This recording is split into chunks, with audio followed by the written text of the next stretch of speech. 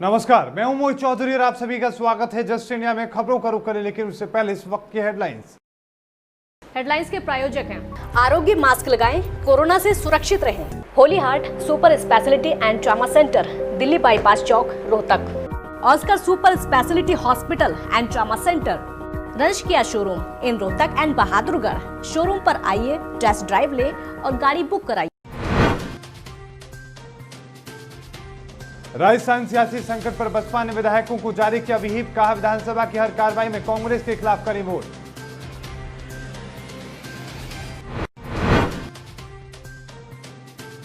दुनिया भर में कोरोना से अब तक 6,50,000 लोगों की मौत, 1 करोड़ लोग हुए ठीक। फिलहाल 57 लाख का चल रहा है इलाज।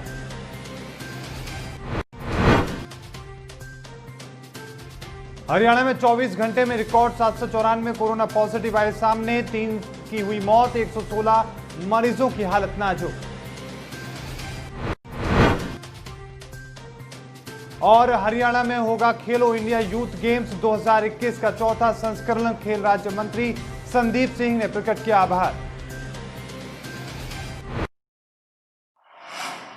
अब खबरें विस्तार से। राजस्थान में सियासी नाटक लगातार जारी है और गहलोत और पायलट दोनों अपना अपना पूरा जोर लगाने में लगे हैं। हालांकि मामला अब कोर्ट में है, लेकिन ऊंट किस करवट बैठेगा इसका अभी कुछ नहीं पता। अब सुप्रीम कोर्ट में होने वाली सुनवाई से पहले बहुजन समाज पार्टी के महासचिव सतीश मिश्रा ने राजस्थान में अपने सभी 6 विधायकों को व्हिप जारी कर कांग्रेस सरकार की ओर से लाए जाने वाले विश्वास मत के खिलाफ वोट करने को कहा है। अब ये राजस्थान के सियासी घटनाक्रम में एक नया मोड़ है। बसपा की ओर से जारी व्हिप के अनुसार सभी विधायकों को राजस्थान विधानसभा में कांग्रेस की ओर से लाए जाने वाले विश्वास मत या किसी भी अन्य कार्रवाई के दौरान सरकार के खिलाफ वोट करने को कहा गया है।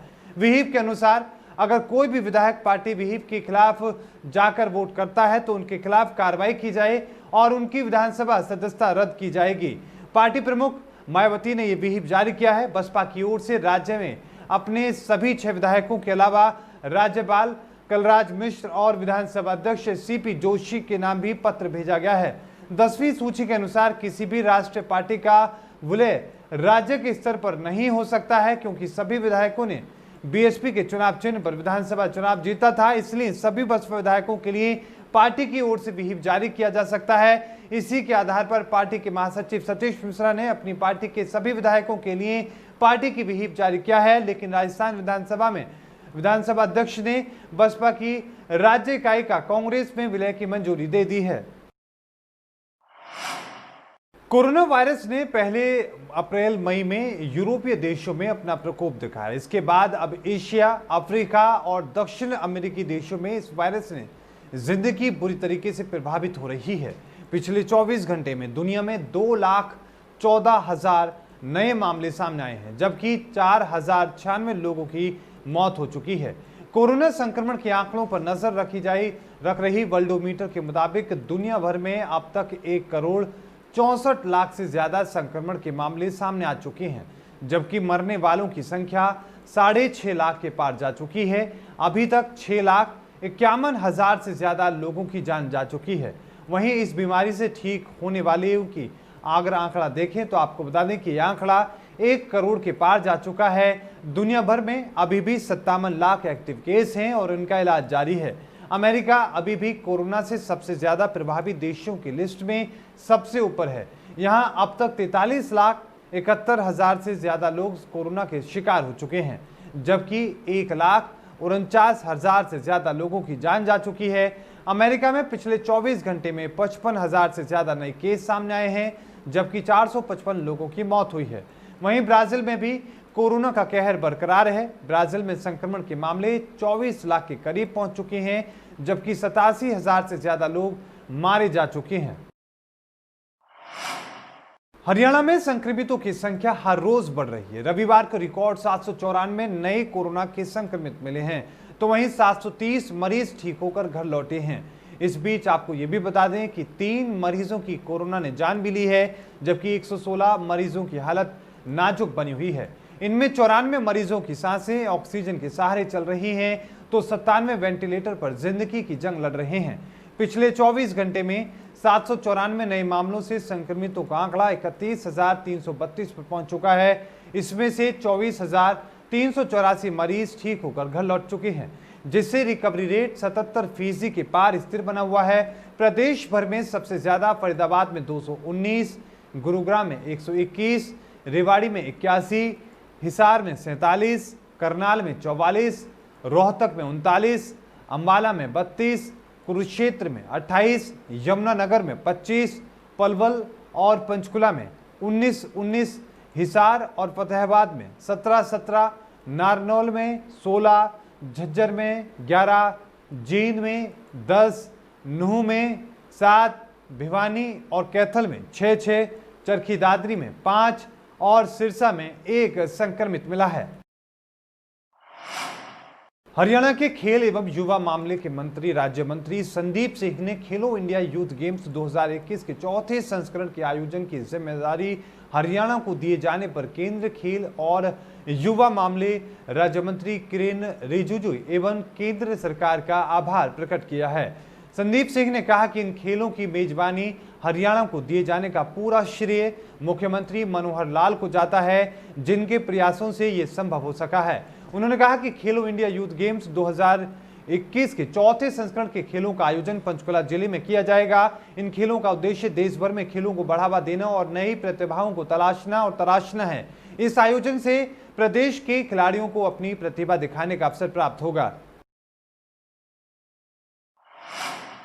कुरुक्षेत्र से विधायक सुभाष सुधा ने करगिल जीत की 21वीं वर्षगांठ पर लोटस ग्रीन सिटी में पौधारोपण करते हुए कहा कि कुरुक्षेत्र के पर्यावरण को स्वच्छ बनाने के लिए शहीदों की याद में ये पौधे लगाए गए हैं। इस अवसर पर विधायक बोले कि हर नागरिक को कम से कम 1 पौधा जरूर लगाना चाहिए और साथ ही इस पौधे का पालन पोषण करने का संकल्प भी लेना चाहिए।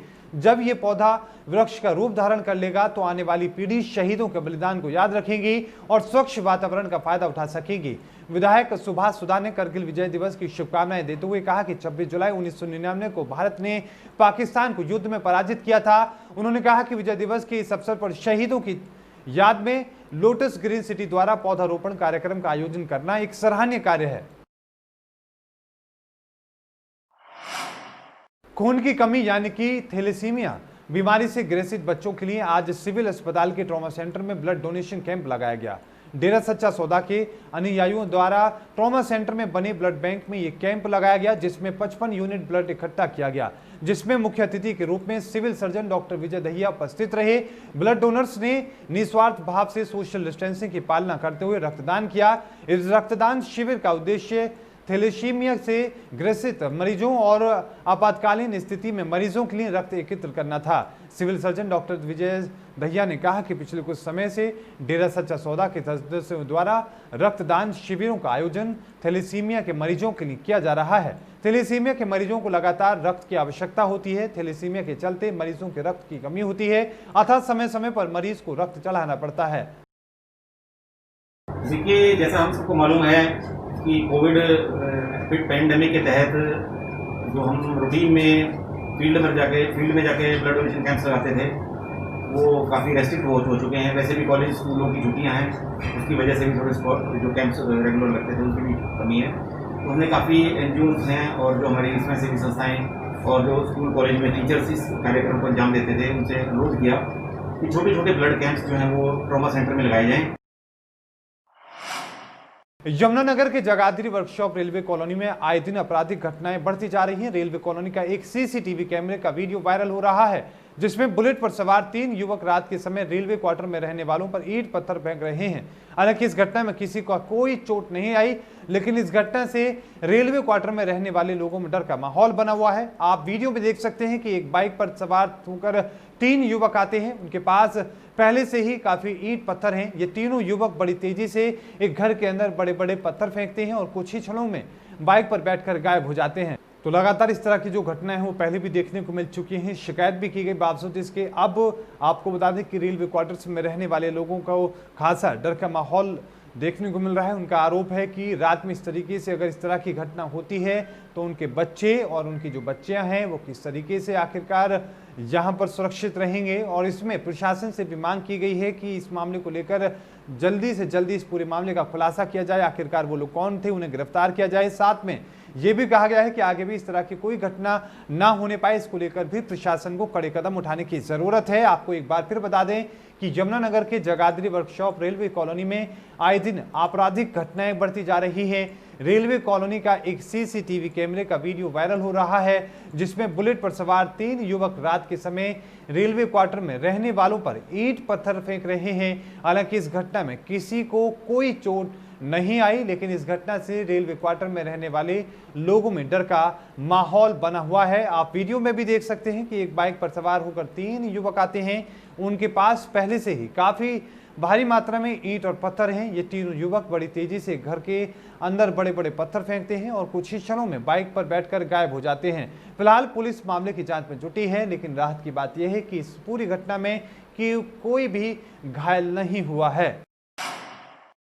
खबरों के प्रायोजक थे Pramod trading company, tiles, sanitary ware, Ghanipura, Jhajjar road, Rohtak. Asian colour coated Spat limited. Be Fast Fit, India's fastest growing fitness chain, now at Rohtak D Park. Corona महामारी से लड़ने के लिए आरोग्य मास्क लाया है आपके लिए सबसे आधुनिक मास्क। इसके साथ ही आपको मिलेगी आधुनिक पीपीई किट, वो भी बहुत ही सस्ते रेट पर। contact@arogyamask.com पर जाएं और हमसे संपर्क करें या फिर www.arogyamask.com से जुड़ें। इसके साथ ही आप हमें कॉल कर सकते हैं। हमारा पता है Anand international, plot number 181, sector 25, Panipat, Haryana. Holy Heart Super Speciality and Trauma Center. Modern healthcare facilities include cardiology and cardiothoracic surgeries, joint replacements, post-injury and trauma surgeries, orthopedic, laparoscopic and bariatric surgery, pulmonology, general medicine, gynecology, radiology, gastroenterology, nephrology. For more details, please contact Delhi Bypass Chowk, Vininagar, Rohtak. Our helpline 93067222176.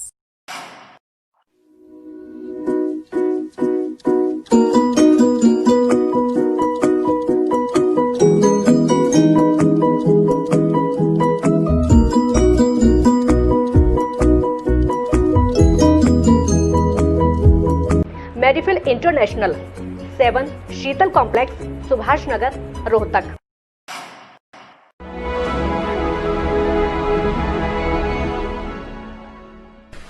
चाचा, आपने नया घर बनवाया है तो घर की छत पर कौन सी शीट लगवाई है?